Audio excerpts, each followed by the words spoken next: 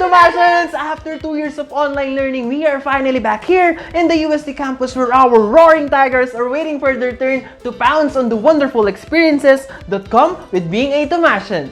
The University of Santo Tomas has been in an online setup since the pandemic began, which is why it's such a big deal ngayong babalik na ang ating mga Thomasinos sa Espanya. Kaya wag na nating patagalin pa. I am Joseph, your roar tiger boy. And I am Aliyah, your tiger girl. I know you're all excited to step on campus already, but unfortunately, not all of our yellow tigers will be allowed to go back at the same time. Pero don't you worry because our university has been successfully able to adapt to online learning as best as it could. Talaga ba, Aliyah? So, paano nga ba nag-ooperate ang UST yan ang online setup? Buti na lang natanong mo, Joseph, dahil ang dami rin sa freshies natin ay nagtataka. So, huwag kayong mag-alala dahil kami ni Tiger Boy will be your official Tiger Insiders as we bring back BalikUSTe on campus. Since March 2020, the University of Santo Tomas has adapted to online learning by making use of a course management system called Blackboard, which helps our professors in creating, communicating, and uploading course materials to make e-learning much easier. Yes, and with the use of Blackboard, we are also able to access our quizzes, readings, and projects at the tip of our fingers. And dito, we are also able to attend our classes through various platforms like Zoom meetings, Google Meet, and Microsoft Teams, both synchronously and asynchronously. Grabe naman, Aliyah! Mukhang handang-handa na talaga ang UST for any mode of learning. Tama ka dyan, pero hindi natin mapagkakailan na the past 2 years have been really difficult for all of us, diba? Exactly, Aliyah. This is why I think we should give our freshies some insider tips on how they can handle their online classes since we've been doing this for 2 years now.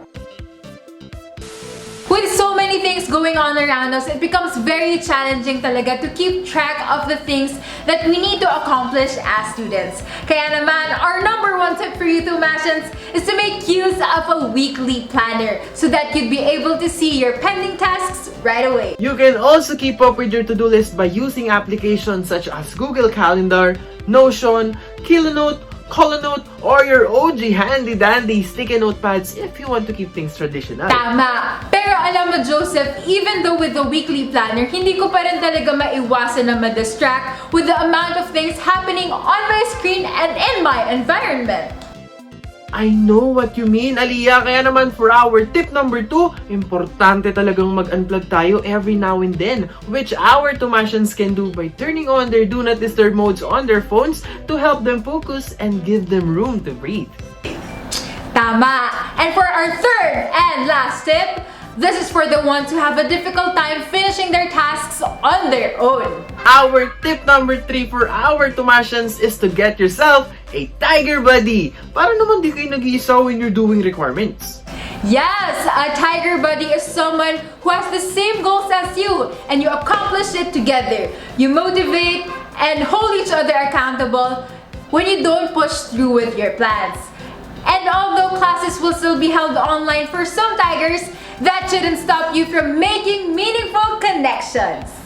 Pero huwag kayong mag-alala mga Thomasino dahil naniniwala kami na lahat tayo ay makakaapak sa UST campus real soon. Yes, please, and when that time comes, syempre dapat prepared din tayo. Of course, Aliyah. Pero meron ba tayo ng tips for face-to-face classes?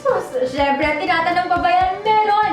And our number one priority as we go back home is to remain safe. That's why we remind our fellow Thomasians to bring with you a hygiene kit that contains all the COVID-19 protection essentials like wipes, tissue, alcohol, and extra face masks. Other than that, it is also wise to bring everything on your own when you leave your house, especially for things like your tumbler, tsaka yung mga eating utensils mo na rin. And lastly, we should remember to follow and strictly follow the health protocols released by the office, lalo na yung mga guidelines that you need to remember when you enter the campus. Pero, Aliyah, ano nga ba yung mga guidelines to follow?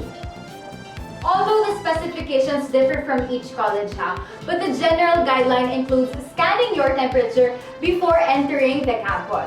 And dapat nasa normal range between 36.1 to 37.2 degrees Celsius. Another basic thing to remember is to fill out your Thomasian online medical services and support health declaration checklist, or in short, your TOMEDS tracker, and present it to our security guards upon entry. Stay safe, Thomasians! And there you have it, Freshies. I hope that we were able to give you the inside scoop that you were looking for. It may be quite different on how things were, but your college experience can still be as golden as those who came before you with the right amount of courage and with the right people. Yes, and if you want to stay connected with the latest updates, events, and projects, follow us at TomCatUST on all our social media platforms. Once again, I am Aliyah, your Tiger Girl. And I am Joseph, your roar Tiger Boy. And this has been BalikUSTe 2022 Tiger Insider. See you on the next episode. Bye!